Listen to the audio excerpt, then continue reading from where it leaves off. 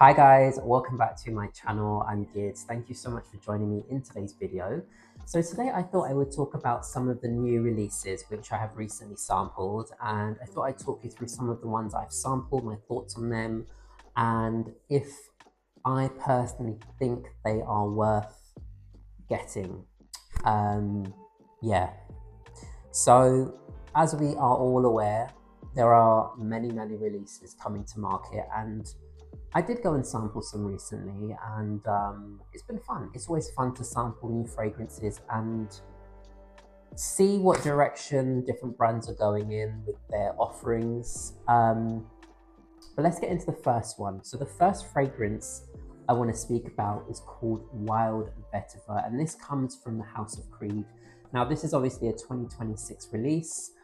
We don't know who the perfumer is behind this one. They've kept that quiet, which I don't understand when brands do this, when they don't want to share who their perfumer is. It's strange, especially in 2026.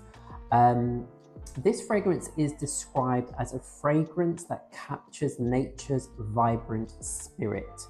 And the idea is it's supposed to, it's inspired by an English garden party. So I've got my notes here to remind me of the different things I want to say. According to Creed's website, the notes are at the top. You've got Timu berry, which I did wonder, what is Timu berry? And I looked it up. It's a berry fruity sort of accord with a fresh odor reminiscent of grapefruit, which is quite interesting. So yeah, in the top you have Timu berry, you've got bergamot, you've got pink pepper. In the mid, you've got rose centifolia, geranium, blackcurrant bud, and in the base, you've got vetiver, cedarwood, and amberwood.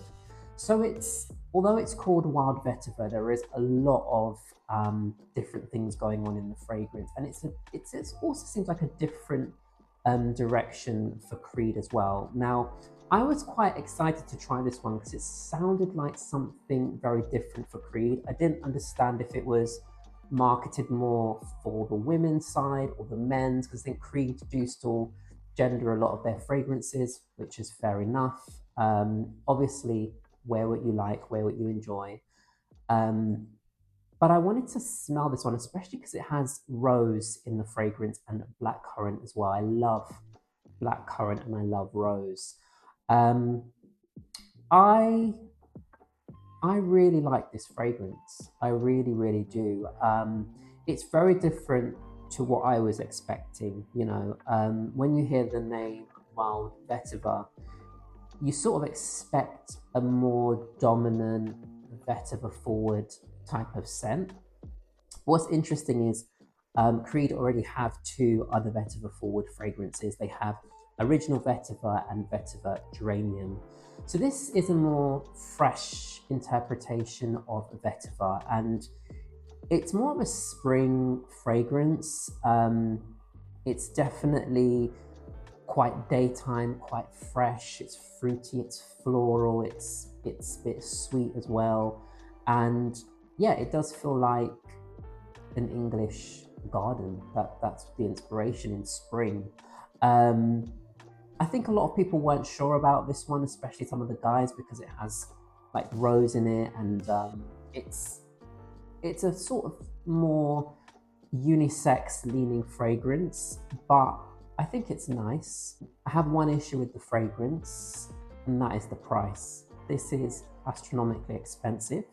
For 100 ml, it's £310. Now, that is expensive. That's very expensive. I get it. Creed is a luxury house. It's a luxury niche house with a very prestigious,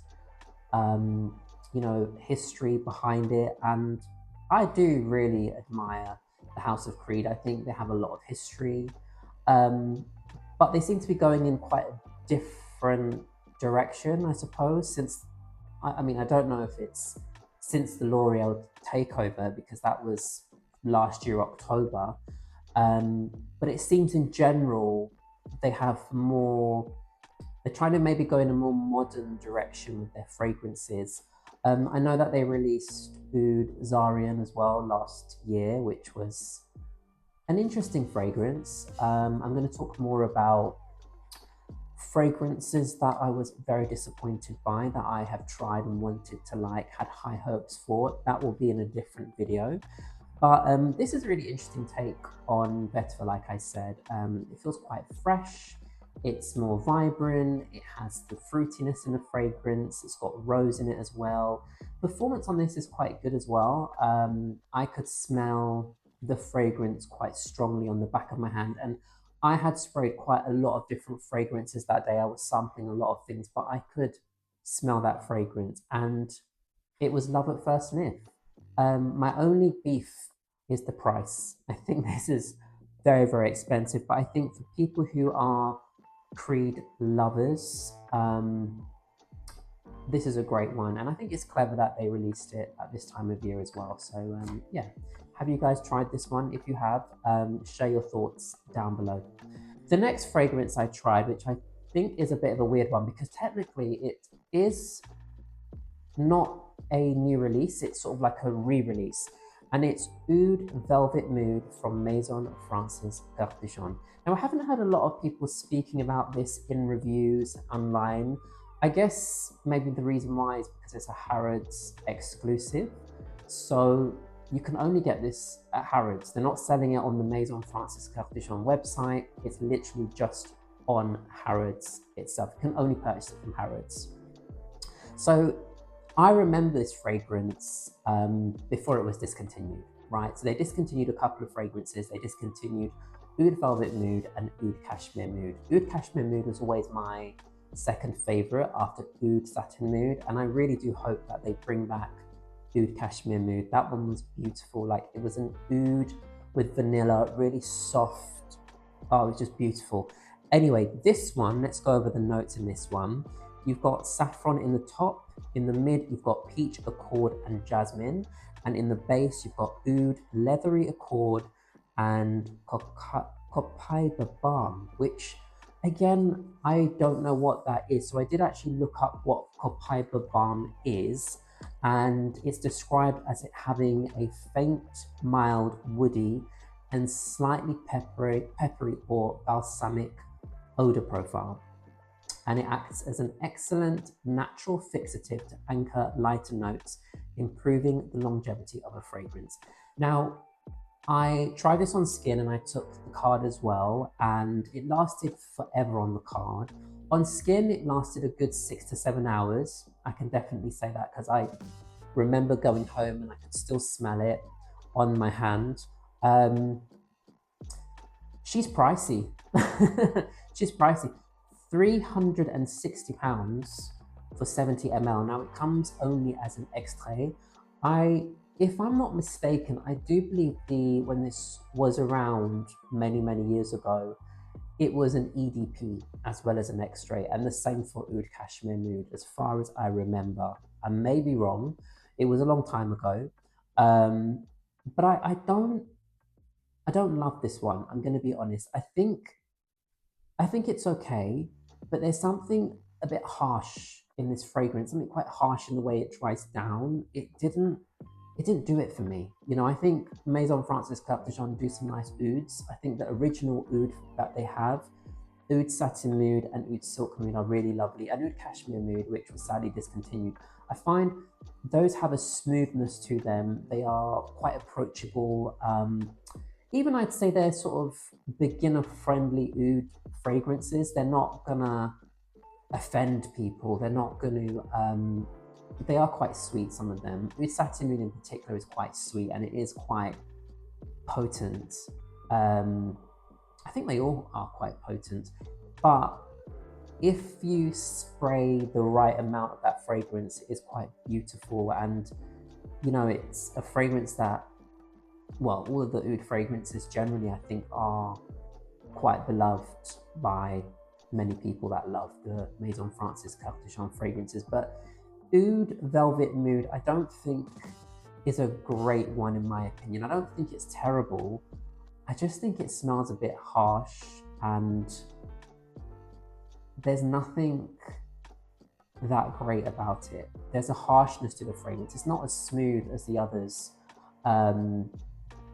Yeah, it was never my favorite, even, you know, many years back. Does it smell different to what I remember? No, it smells pretty much the same. I'm sure they have tweaked it and reformulated it, and there was, I'm sure, a reason why they got rid of it. But to my nose, it smells quite similar to what I remember. Aanias by Parfums De Marly. Now, I thought, okay, let me try this one. I was in Covent Garden. I went past the Parfums De Marly boutique. It's a very tiny boutique, but they have all the fragrances there. So I popped in and I tried this one.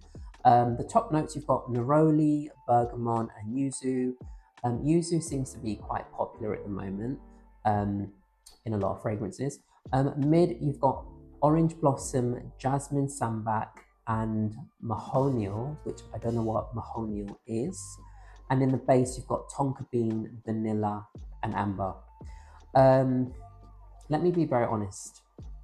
I found this one boring and forgettable. And I think it's a shame for Parfums de Marly because I think the women's line is quite a strong line actually. I I like the women's line. I wear whatever I like. I own Delina. Um, I would like to at some point own Delina exclusive and Valaya exclusive. I think they're really, really well done fragrances, really beautiful. Um, but this fragrance, it's just very unimaginative. It's quite safe. It's a sweet fragrance with some orange blossom. People have already said it smells like other things in existence already. And I just think for a niche brand like Parfums de Marly, they could have done something a bit.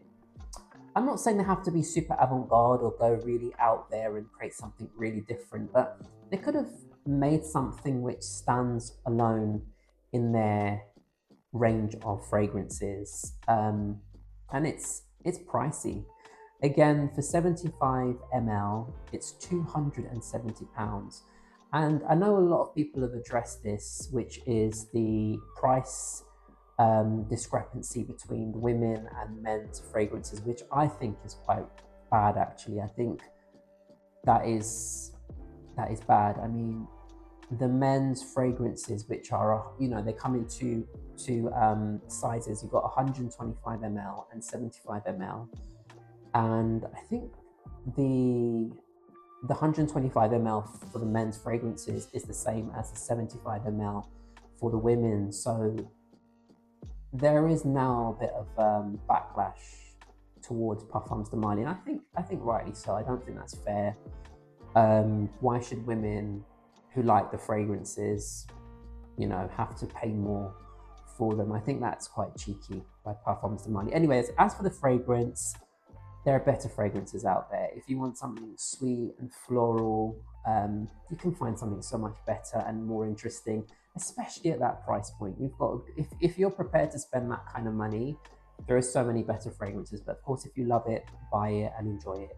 Armani Power of You. Now, this has to be the most hyped fragrance at the moment in the fragrance community. I mean, it's been a long time since I've seen this much hype around a fragrance, especially a designer fragrance. And okay, it's nice to see something which is a bit more attainable and more affordable, receiving the hype. So anyway, I smelt this fragrance, and yeah, it's an interesting one. Top notes, you've got passion fruit, bitter orange, and lemon. In the mid, you've got frangipani and solar notes. In the base, you've got Madagascar vanilla, benzoin, and labdanum. So it's a gourmand scent. You know, it's quite tropical. It's sweet. It's quite nice. Very fruity, obviously, with that passion fruit accord. It's very strong. The passion fruit in that is so strong, and it's very, very sweet. Um, it does calm down in the dry down, and then you get a lot of sweetness. On the tester strip that I sprayed it on, it just lasted days and days. I could still smell it like 4 or 5 days later. The actual passion fruit, so it's very strong. I also tried it on skin as well, which was quite interesting. Um, yeah, it's a nice fragrance. I will be honest. I did think to myself, okay, is this what the hype is about? But I get it. It's a fruity fragrance done well. And it's an interesting take for Armani. It's a different direction. I don't know if they've done a lot of fruity forward fragrances like this before. Um, but yeah, it's very, very popular. The hype is real with this one. You see it everywhere. But yeah, it's a happy and uplifting fragrance. I also tried Emporio Armani's Stronger With You Powerfully. Um, okay, I didn't like this fragrance at all, but then I don't really like the Stronger With You line. It's never been a line that I've enjoyed or liked. I think there's a certain DNA that those fragrances have which just doesn't agree with me. I think I just wouldn't spend my money on them personally. They just don't work for me. This one is another flanker, and I think this is also the issue. There's about at this point 12 or 13 flankers of this fragrance, and I just can't keep up. This one has notes of cherry, mandarin orange, spices, lavender, chestnut vanilla, and amberwood, and it just smells sweet, syrupy. Um, to me, very chemically. It's the kind of fragrance that if I was to overspray, it would just give me a headache. There's something in it which is just harsh to the nose. Yeah, I didn't like that one. I didn't even, it sounds really bad. I didn't even want to spray it on my skin. That was my initial first impression. And my goodness, on the card, it's so strong. These fragrances, this powerfully Stronger With You line, they're really, really strong fragrances. So if you do want really long lasting fragrances, I would say try out this line. It's a designer line as well, so you can probably find them on discounts. Um, but yeah, very, very harsh. I don't know. I only really enjoy the Armani Privé line, and I don't want to sound snobby or anything like that. It's just that's the line which I generally prefer. I think those fragrances just have a bit more finesse and they're smoother and well composed. But yeah, they're obviously a lot more expensive as well. Violette 30 by Le Labo. Again, this is a release that came out this year, and I'm slowly getting more and more into Le Labo. I think it's a house which you need to take your time with and explore. They do have some gems in that line, which, you know, like I said, if you just take your time and explore, there is quite a nice selection. I tried a Ylang Ylang fragrance from that range that I thought was incredible. I'd love to add.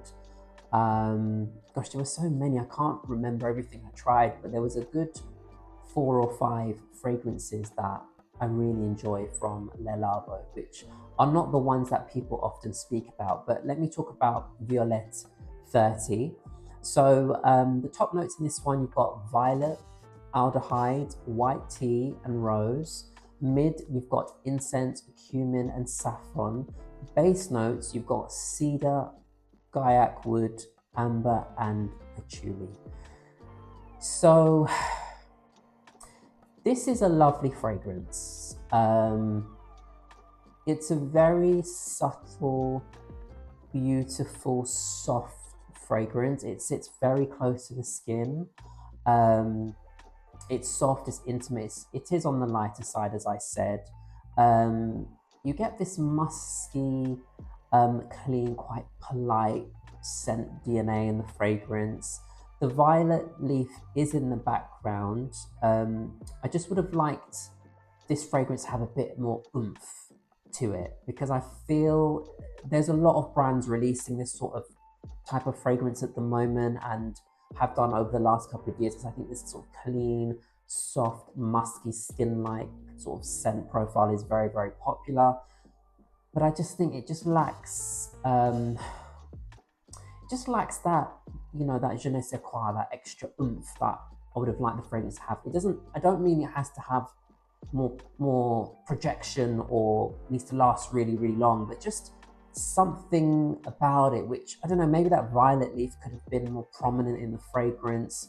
I mean, if you look at the notes in this, you know, saffron, white tea, rose, there's so many beautiful notes, but it just sort of dries down into very soft, slightly powdery, skin-like scent. And that's a shame because all those beautiful notes, you don't really get to really experience them. And I didn't feel like I did. It's a nice fragrance. You'll smell nice wearing it, but just know it's going to sit very close to the skin. And yeah, that's it. The final fragrance is from Louis Vuitton and it's called Ambre Levant. Now, this was an interesting one because I don't like all of the sort of oody, woody fragrances from Louis Vuitton. What I like more from Louis Vuitton is their fresher range. I think they do some really good fresh fragrances. I think the perfumer Jacques Cavalier, I believe, he's really good at working with like fresh aquatic accords and citruses and fruits. He does a really good job with that line of fragrances. Let's talk about Ambre Levant. So in the top, you have cinnamon and mandarin. In the mid, you've got incense and white pepper. And in the base, you have amber, oud, ambergris, and labdanum. Guys, for me, this was a complete scrubber. I sprayed it on my skin, I sprayed it on the card, I sprayed it on both wrists, and immediately I regretted it.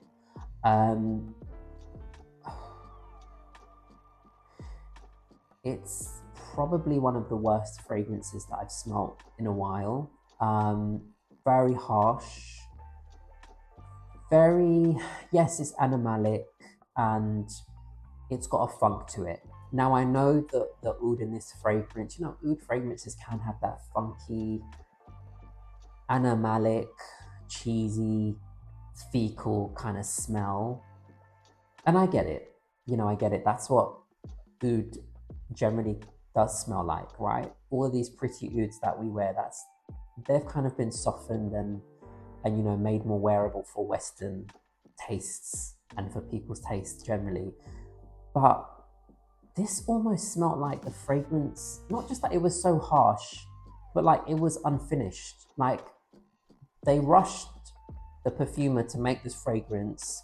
He threw it out and then just gave you this sort of unfinished product. Now I know that probably sounds like, who am I to say that? I'm no expert, I know that. But just from my humble opinion, that's the vibe that I got of this fragrance. It smelled very harsh. It smelled unfinished. It just wasn't a pleasant experience at all. Maybe they could have softened some of those harsher edges in the fragrance just to make it a bit more wearable. Because my thing is, I'm all for artistic fragrances and really stuff that's quite different and out there, but where are you going to wear it to? Where are you going to wear it to? Perhaps if you work from home, that's fine. You can wear it at home.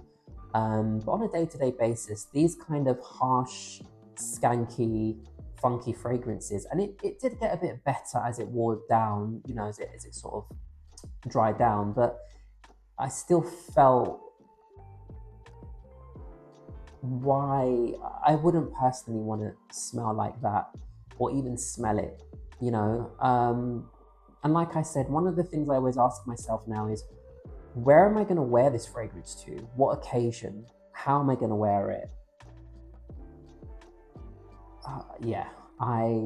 That was a real disappointment, that fragrance. It just smelled so harsh, funky, skanky, and unpleasant, and unfinished. Gosh, that sounds really harsh. Anyway, that's my honest opinions. There's no point in not being honest when it comes to, first impressions, my general impressions. I might try, no, I'm not going to try that fragrance again. I don't want to smell that again. But yeah, that was my thoughts on those fragrances. Do share with me your opinions. Sorry if this has been a bit harsh. If you love any of these fragrances, please know it's not personal. Wear what you wear and enjoy what you wear and wear it in the best of health. This is just me being honest and it's just an opinion. We all have one. Thank you for watching, and as always, leave me a comment down below. Thank you if you've made it this far. Give me a thumbs up, subscribe to the channel if you're not subscribed, and thank you so much for being here. I will see you in my next video very, very soon. Take care, guys.